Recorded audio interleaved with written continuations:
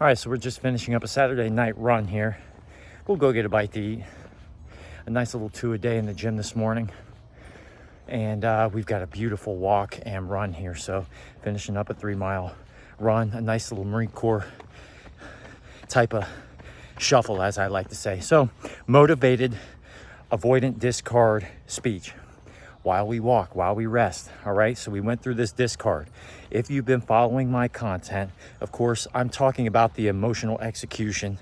You'll hear other individuals out there, other leaders in this field of study, if you will, or this human dynamic, relationship dynamics of the avoidant, anxious, secure, and all of the elements that go along with it, those attachment tropes, okay? So if you've listened to my content, we talk about transformation. This moment was an opportunity for you to have somebody show you a reflection of the things that you're missing in your life. And while you sit and you are discorded, out of tune, out of sorts, out of whack, depressed, compressed, lonely, in agony, that is short term, ladies and gentlemen. All right, it is short term. There is a light at the end of the road. You're not in a tunnel. And even if you are in the tunnel, so what? And I'm going to explain that tunnel here in darkness. That person shed light on the things that were in the dark for you.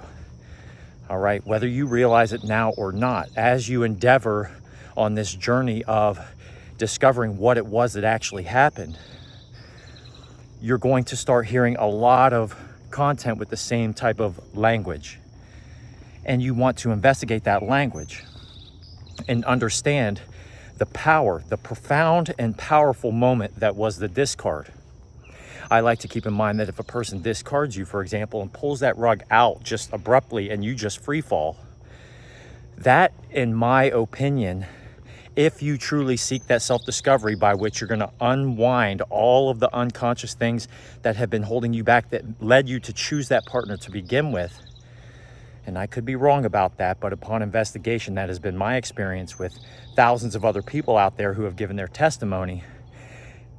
Those things are also limiting beliefs or unconscious scripts that lead you to emotional reactions to life that keep you from actually doing what it is that your heart desires. It's a resistance that stands in between your desire and your desired outcomes in life. And so while this hurts and this person will be in your heart probably forever, they powerfully and unconsciously showed you what you needed to see about yourself.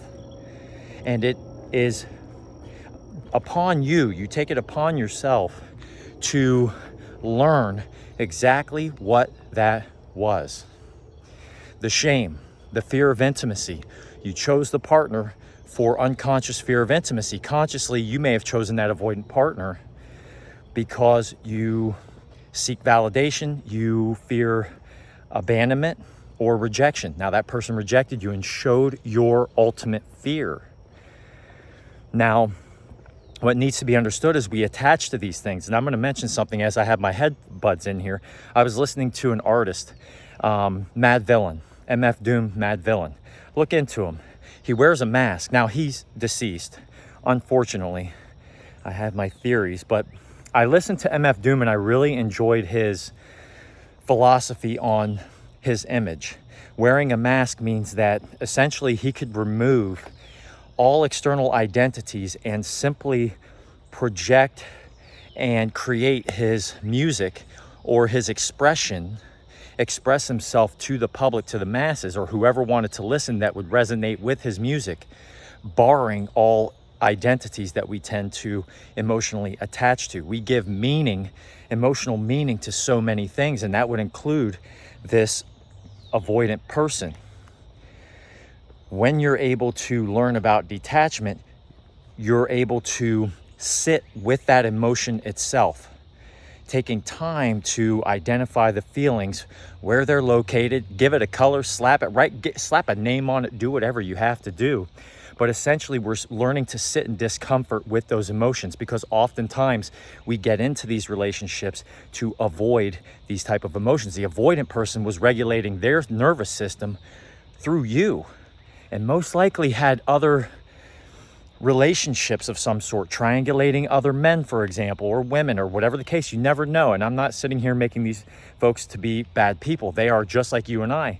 And it turns out that I myself at one point was avoidant, and I broke hearts. And it's something that I had to learn to forgive myself for. Now, over the years, I self-reflected and integrated things I've learned over the years into how I move forward, and I became more of a secure person. And I had a lot of patience with this avoidant person. She was much younger. I was 42, she's 26, okay? Now, things were involved where we wanted family. That's what this person said. We can get into that another time, but when you have like these, what appears to be on the surface as serious commitments, but underneath, I've got a lot of patience and I'm very secure, but over time it kind of wears thin when there's no reciprocation. It turns out that I myself was still missing those things, and I feared intimacy in a certain way, knowing that this person had these unconscious scripts that they were running on. And eventually you have to set boundaries. I always had a problem with setting boundaries because I feared rejection. You don't set boundaries because you know that a person may not abide by them, and in that event they will break them if you set them, and you have no choice but to either let them get away with it or you go your separate way. And so this is where we're at today. This is what we learn about with the avoidant discard. MF Doom removes that, getting back to that identity and detaching from these people. If you can learn to detach from the emotion from the person itself, you still love the person. They're gonna be carried with you. And I gotta be honest, I love that person more now. I'm not in contact and I don't intend on being. We move forward, right? We go east, man. We go where the sun rises. We resurrect into a new light, into a new day. And that's where it becomes a spiritual endeavor. But the key to the point is that you'll carry that person. And the only way to redeem the situation itself, because they're not going to do it, they're probably going to go on about their way, and you pray that they do, that they're able to recover and shed light, or the moment shed light on what they need to work on so that they can be a better version of themselves and learn about who they really are, to have a healthy life moving forward, not with you, but with in the future with whoever it may be. But in the meantime, you are the key to success for not just yourself, but the other party.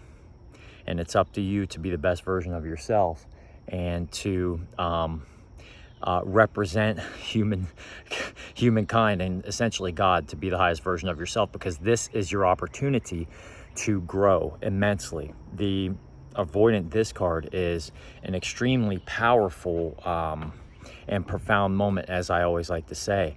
And so with that, I wanted to keep this under 10 minutes. So I see we're at 8.5 minutes nearly. So I'll go ahead and wrap it up. We're sweating. Hey, great shape, guys. We are working it. We're doing our thing, right? We become the pillars. Remember the pillars: physiological and cellular health. All right, that's your rest, recovery, rejuvenation, your sleep, and your physical activity. That's one way to become a better version of yourself. The other, integration, which is what we talk about here. You integrate from an emotional, spiritual, and mental mindset perspective, regulating the nervous system, sitting with your emotions, identifying them, inviting them in for a cup of tea, and integrating them into who you are so that you are not afraid to have them and to use them to regulate who you are, all right, and how you live your life. That's regulation. That's what we do. And then your frame. All right, that's your home and lifestyle. That is your professional, personal, and financial health. That is your wealth. That's your networking and the resonance of that networking. That is your intimacy, your personal, professional, and romance, your romantic relationships, okay? So all of those things are part of your pillars, and that's what we want to do. You integrate things from one of those pillars, and they all intersect and interconnect with one another. You put those together the best you can in this moment. Remember the pressure and the time. There's pressure on you right now, but you can use that cortisol to your advantage, believe it or not. Now, it's going to be detrimental to your body long term, but short term, we can use that to our advantage. Set an energy gradient to propel yourself forward. As I say, as an exercise physiologist, we work with the energy systems. That's your spirituality. all right? Your energetic state. So there's 10 minutes. Peace.